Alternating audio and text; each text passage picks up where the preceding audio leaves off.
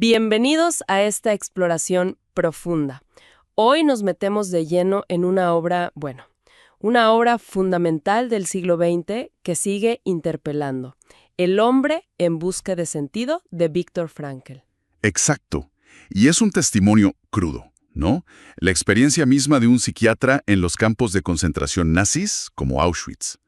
Estamos hablando del sufrimiento, la deshumanización, la pérdida en su nivel más extremo. Pero lo increíble, y aquí entra lo central de nuestra charla de hoy, es cómo de esa oscuridad, de esa cosa tan inimaginable, Frankl no solo sale adelante, sino que saca una visión, diría revolucionaria, sobre la resiliencia humana. Ahí mismo nace la logoterapia, claro. Su enfoque psicoterapéutico centrado en algo que en esas circunstancias parecería imposible, el sentido de la vida. Justamente. Nuestra idea hoy es ver cómo esas vivencias límite, cómo forjaron su pensamiento basándonos en el propio texto de Frankl. Como dice Gordon Allport en el prefacio, la fuerza del libro está en su honestidad brutal, ¿no? Son experiencias vividas, imposibles de falsear. Totalmente. Y la pregunta que los va a guiar, que es la que Frankl se hacía, es ¿cómo puede la vida tener sentido incluso en las peores condiciones? Nos vamos a enfocar en dos ejes. Primero, las fases psicológicas que él observó y vivió en el campo. Ajá. Y segundo, cómo cristalizó en los conceptos clave de su logoterapia. Perfecto, pues arranquemos con eso, con la llegada a lo inimaginable. Frankl describe el viaje en tren, ¿no? El hacinamiento, la incertidumbre, hasta ver esa señal. Auschwitz, un nombre que ya de por sí... Ya helaba la sangre, sí. Pero al bajar, cuenta esa confusión momentánea, la llama la ilusión del indulto. Ve a otros prisioneros que parecían relativamente, saludables. Una ilusión que dura poquísimo, nada. Inmediatamente viene la primera selección. Un oficial de las SS, con un gesto del dedo, nada más. Derecha, trabajos forzados. Izquierda, cámara de gas. Y Frankl da el dato casi estadístico escalofriante. El 90% de su transporte a la izquierda. Y después entender qué significaba esa chimenea que echaba humo. Pregunta por un amigo que fue a la izquierda y la respuesta es señalar el humo. Allí está tu amigo, elevándose al cielo. Uf, es demoledor. Se acaba cualquier esperanza de error, de malentendido, y sigue el proceso. La desinfección, desnudez total, perder absolutamente todo. Relojes, anillos, hasta el manuscrito científico. El trabajo de su vida. Exacto. Y su reacción, una palabra: mierda. Es la culminación de esa primera fase de shock. Dice, borré de mi conciencia toda vida anterior. Lo único que queda es la existencia desnuda. Es que cuesta procesar ese nivel de despojo. ¿Cómo se sobrevive a eso psicológicamente en los primeros momentos? ¿Qué pasa ahí adentro? Bueno, Frankl describe esa primera fase dominada por el shock. Y ahí surge algo curioso. Un mecanismo de defensa, una fría curiosidad, como un distanciamiento casi científico, ¿viste? Observarse a sí mismo y a los demás casi como un espectador. Una forma de protegerse ante lo incomprensible. Claro. Y junto a esa frialdad, él nota una resistencia física que desafiaba lo que él mismo como médico sabía, que se podía dormir mucho menos, que las encías a veces mejoraban sin higiene, cosas así. Que las heridas no siempre se infectaban si no se congelaban. El cuerpo parecía encontrar recursos inesperados. Sí, fíjate, es un punto fascinante. Los libros de texto, invalidados por la realidad del campo. Incluso frente a esa tentación de suicidio, la de lanzarse contra la alambrada, que rondaba, Frankl decide no hacerlo. Y curiosamente dice, en esa fase, el miedo directo a la muerte, a las cámaras de gas, como que se atenúa. ¿Se atenúa? Sí. Dice que casi agradecía que le ahorraran el acto de suicidarse. Parece anormal, pero en un contexto tan brutalmente anormal se vuelve la norma adaptativa, digamos. Entiendo esa reacción inicial, el shock, la adaptación extraña. Pero, ¿y después? ¿Cómo es el día a día en ese infierno? Ahí llega la segunda fase que él marca con la apatía. La llama una muerte emocional. Una coraza, ¿viste? Indispensable para sobrevivir. El prisionero desarrolla un embotamiento frente a la brutalidad de todos los días. Los golpes, los castigos. Mencionaba ver cómo le arrancaban dedos congelados a un niño. Y sentir indiferencia. Que exacto. Esa indiferencia se vuelve necesaria. Incluso ante la muerte de un compañero, la reacción era práctica. Ver que dejaba, un trozo de pan, unos zapatos viejos. Suena terrible, pero era supervivencia pura. Deshumanizado pero necesario, parece. Totalmente. Sin embargo, Frank señala algo importante. A veces, el dolor mental, el de la injusticia, la irracionalidad, dolía más que el golpe físico. Claro, el ser tratado como un objeto. El guardia que le tira una piedra sin más. Esa degradación, sí. O los insultos constantes. El capataz llamándole cabeza de cerdo. Era un ataque directo a la dignidad. Aún así, cuenta que algunas relaciones humanas, mínimas, podían hacer una diferencia. El caso del capo que lo protegía porque él lo escuchaba. Sí, el capo que tenía problemas amorosos. Y eso significaba conseguir la sopa del fondo, con alguna habichuela quizás. Pequeños resquicios de humanidad, vitales. Pero la mayor parte de la energía mental, entiendo, iba a la supervivencia. Claro, la obsesión por la comida era total. Las conversaciones, los sueños, todo giraba en torno a la comida. El dilema de si comerse el pan de golpe o guardarlo. Frankl prefería dividirlo, tener algo para después. Y en contraste, nota que el instinto sexual desaparecía casi por completo. Sí, la desnutrición, la lucha constante, dejaban poco espacio. Pero acá viene algo potente, casi contraintuitivo que descubre Franco. A pesar de ese primitivismo forzado, existía la posibilidad de una huida hacia el interior. ¿Una huida hacia el interior? En medio de todo eso. Exacto. Observó que las personas con una vida interior más rica, aunque físicamente sufrieran más quizás, a menudo resistían mejor psicológicamente. Podían retirarse a esa riqueza interna, a una libertad espiritual que nadie les podía quitar. Es increíble pensar en encontrar libertad ahí. Menciona el poder del amor como uno de esos refugios. Describe cómo marchando al trabajo pensaba en su esposa, sentía su presencia, conversaba con ella mentalmente, sí.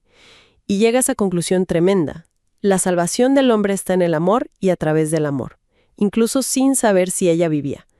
Eso es clave, el amor trascendía lo físico. Ya no importaba si ella estaba viva o no en ese momento. El amor se anclaba en el espíritu, en la esencia. Cita el Cantar de los Cantares. Fuerte es el amor como la muerte. Es una fuerza espiritual independiente de las circunstancias. Además del amor, había otros, respiros para el espíritu en esa desolación. Sí, sorprendentemente. La apreciación de la belleza, por ejemplo. Una puesta de sol vista entre los barracones. Las montañas de Salzburgo desde un vagón. El cabaret improvisado que menciona, o un violín tocando un tango. Momentos fugaces. Sí, pero que daban un respiro. Un instante de consuelo, de olvido. incluso el sentido del humor. ¿Humor en Auschwitz? Es que suena. Parece imposible, ¿verdad? Pero Frankl lo llama otra de las armas con las que el alma lucha por su supervivencia. No un humor alegre, claro está.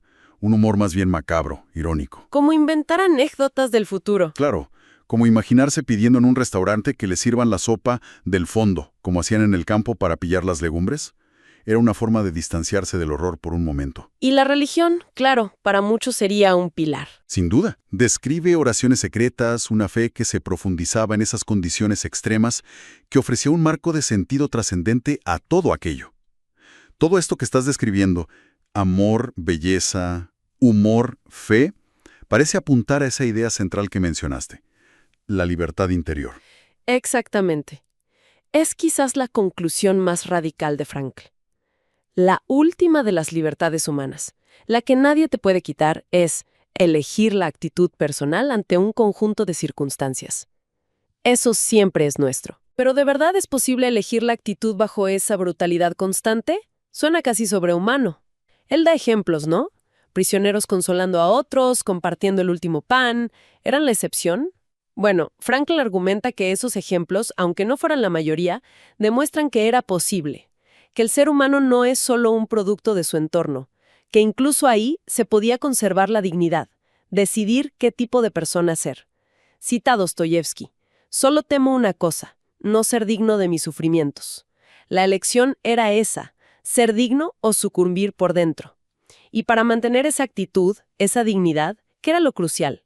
Tener una meta futura, un porqué para vivir. ¿A qué resuena Nietzsche, que Frankl hace suyo? Quien tiene un porqué para vivir encontrará casi siempre el cómo.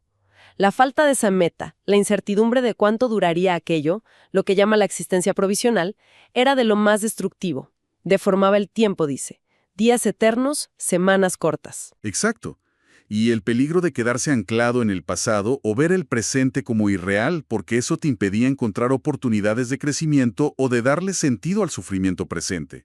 Y el caso que lo ilustra de forma más trágica es el del jefe de Barracón F. Ah, sí, el del sueño profético. Contalo brevemente. Este hombre soñó que una voz le decía que serían liberados el 30 de marzo. Se aferró a esa fecha con una fe absoluta. Pero se acercaba el día, no pasaba nada, y la esperanza se le fue. Enfermó el 29, perdió la conciencia, murió el 31. Justo después. Frank lo ve como una prueba dramática de cómo la pérdida de fe en el futuro, la pérdida del por qué, puede literalmente quebrar la resistencia del cuerpo. La conexión mente-cuerpo ahí brutalmente clara. Es impresionante cómo de todo este crisol de sufrimiento, de observar estas dinámicas, Frankl empieza a forjar las herramientas de la logoterapia. Pasemos a esa segunda parte, ¿te parece? Dale. Porque la logoterapia no nace en un consultorio elegante, nace ahí, en las barracas. Frankl mismo lo contrastaba con el psicoanálisis, diciendo, medio en broma, que en psicoanálisis el paciente se acuesta y dice cosas desagradables. Y en logoterapia se sienta derecho y escucha cosas desagradables. Exacto, como su responsabilidad ante la vida. Es un enfoque menos para atrás y más mirando al futuro y al sentido. ¿Y cuál dirías que es el pilar, la idea fundamental de la logoterapia? La voluntad de sentido. Acá Frankl le da una vuelta importante a la psicología de su tiempo. Sostiene que lo que nos mueve primariamente no es buscar placer, como decía Freud, ni poder, como Adler, sino buscarle un sentido a nuestra existencia. Un sentido que no se inventa, dices. Que se descubre, está en el mundo, es objetivo, aunque sea único para cada persona en cada momento. Suena potente, pero ¿qué pasa si esa búsqueda se frustra? Hoy en día mucha gente siente justamente esa falta de sentido, ¿no? Esa es la frustración existencial, y puede llevar a lo que Frankl llama neurosis noógenas, o sea, problemas psicológicos que no vienen de conflictos internos, instintivos, sino de esta dimensión espiritual, no ética del ser humano. Y ojo, no todo conflicto existencial es patológico, ¿eh? Puede ser una señal de que necesitamos buscar un sentido. Introduce también el concepto de nudinámica. ¿Qué es eso? La nudinámica es, digamos, la atención buena, la atención saludable, entre lo que uno ya es y lo que debería llegar a ser, entre lo que lograste y lo que te falta por cumplir. Frankl insiste, la salud mental no es no tener tensión, sino tener una meta valiosa por la cual luchar. Y sin esa tensión, caemos en el vacío existencial. ¿Y ese vacío existencial? ¿Cómo se ve hoy fuera de situaciones límite? Bueno, Frankl lo veía como un fenómeno masivo en la sociedad moderna. Se manifiesta de muchas formas. El aburrimiento crónico, aunque tengas de todo, el conformismo, hacer lo que hacen los demás sin preguntarte, el sometimiento a totalitarismos, hacer lo que te ordenan, o las adicciones, las compulsiones. También. O buscar poder o placer desesperadamente para llenar ese hueco interior. Entonces, si la clave es encontrar sentido, y se descubre, no se inventa, ¿cómo hacemos? ¿Hay un mapa o algo así? No un mapa único para todos, pero sí 3 caminos principales que Frankl identificó. El primero, creando una obra o haciendo algo, básicamente a través del trabajo, la acción, la creación. El segundo, dice, es experimentando algo o encontrando a alguien. Ahí entra el amor, la belleza. Exactamente, experimentar la belleza de la naturaleza, del arte, la bondad en otra persona. Y sobre todo, el amor. Para Frankl, amar a alguien te permite ver su esencia más profunda, sus potencialidades, incluso las que esa persona ni ve. Y el tercer camino, que es el que más conecta con su experiencia en el campo, imagino. Claro, es a través de la actitud que tomamos frente al sufrimiento inevitable. Este es uno de los puntos más difíciles, pero también más liberadores de la logoterapia. Encontrar sentido en el sufrimiento. Suena casi a resignación o a justificar el dolor. ¿Cómo se evita esa idea? No se trata de buscar sufrir ni de justificarlo. Es qué hacer cuando no lo puedes evitar. Una enfermedad, la pérdida de alguien querido. Cuando te enfrentas a un destino que no puedes cambiar, ahí se te presenta la chance de elegir cómo lo enfrentas. tu actitud se vuelve la última fuente de sentido. El ejemplo clásico que da es el del médico anciano. El que estaba deprimido por la muerte de su esposa. Contalo, es muy claro.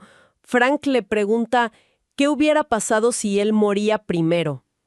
El médico dice que su esposa habría sufrido muchísimo. Entonces Frank le dice, ¿ve usted, doctor? Usted le ahorró a ella todo ese sufrimiento, y el precio que paga es sobrevivirla y llorarla. ¡Wow! De repente, el sufrimiento de ese hombre adquirió un sentido. Era el sacrificio que hacía por amor a ella. No le quitó el dolor, pero lo hizo soportable al ponerlo en un arco de significado.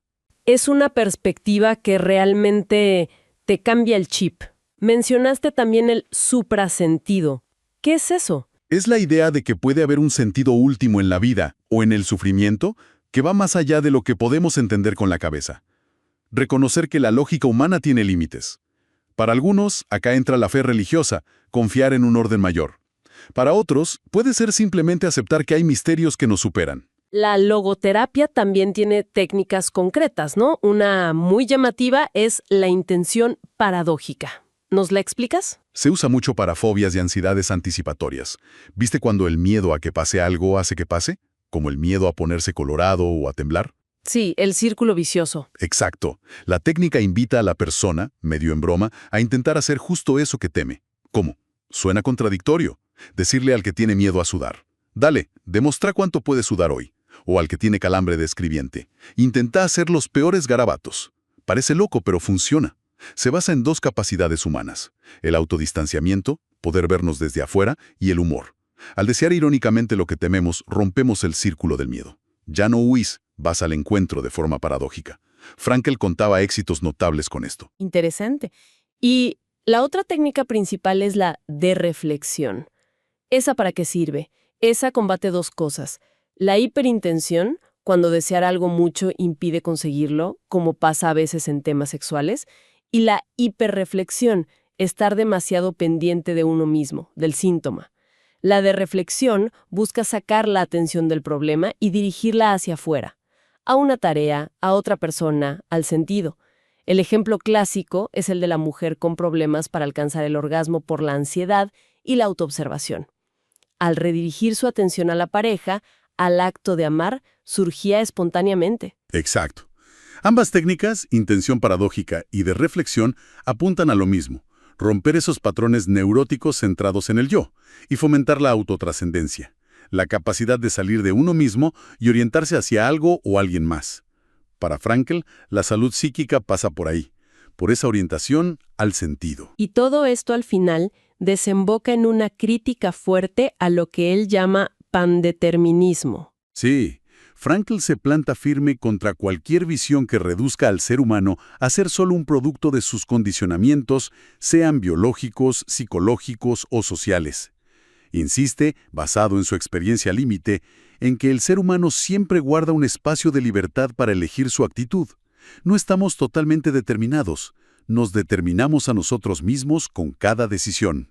Incluso da el ejemplo extremo del Dr. J., un médico colaborador nazi que en prisión tuvo una transformación profunda antes de morir. Es un ejemplo radical para mostrar que esa capacidad de elección y cambio existe hasta el final. Pero ojo, esta libertad no viene sola. Frankl recalca que la libertad implica responsabilidad. Por eso bromeaba con que a la Estatua de la Libertad en la costa este de Estados Unidos le faltaba una estatua de la responsabilidad en la costa oeste. Libertad sin responsabilidad es arbitrariedad. Exacto. Es una visión profundamente humana y, la verdad, desafiante. Si tuviéramos que resumir entonces, vimos cómo la experiencia más extrema llevó a Frankl a afirmar la búsqueda de sentido como motor vital, a destacar nuestra capacidad de encontrar significado incluso en el sufrimiento, y a subrayar esa libertad interior para elegir nuestra actitud, siempre unida a la responsabilidad. La logoterapia es como una defensa de la dimensión espiritual y la dignidad humana. Y quizás ninguna frase lo resuma mejor que esa conclusión suya, tan potente y escalofriante. El hombre es ese ser que ha inventado las cámaras de gas de Auschwitz, pero también es el ser que ha entrado en esas cámaras con la cabeza erguida y el Padre Nuestro o el Shema Yisrael en sus labios. Nos pone frente a frente con las dos posibilidades que laten en nosotros. Una dualidad que te deja sin palabras. Para cerrar, me gustaría dejar una reflexión, ¿no? Que nos saque un poco del contexto extremo de Auschwitz y nos traiga acá. Frankl no solo habló del sufrimiento atroz, también de ese vacío existencial, esa falta de sentido que puede darse en medio de la comodidad. La pregunta es, en nuestros desafíos de todos los días, en nuestros propios vacíos o dificultades, ¿cómo podemos aplicar activamente esta búsqueda de sentido? ¿Cómo ejercemos esa última libertad humana de elegir la actitud? ¿Qué significa, hoy y para cada uno, intentar ser digno de nuestros sufrimientos, sean grandes o pequeños? Una pregunta clave, para seguir pensando mucho después de esta charla. Gracias por acompañarnos en esta inmersión intensa en las ideas de Viktor Frankl. Hasta la próxima.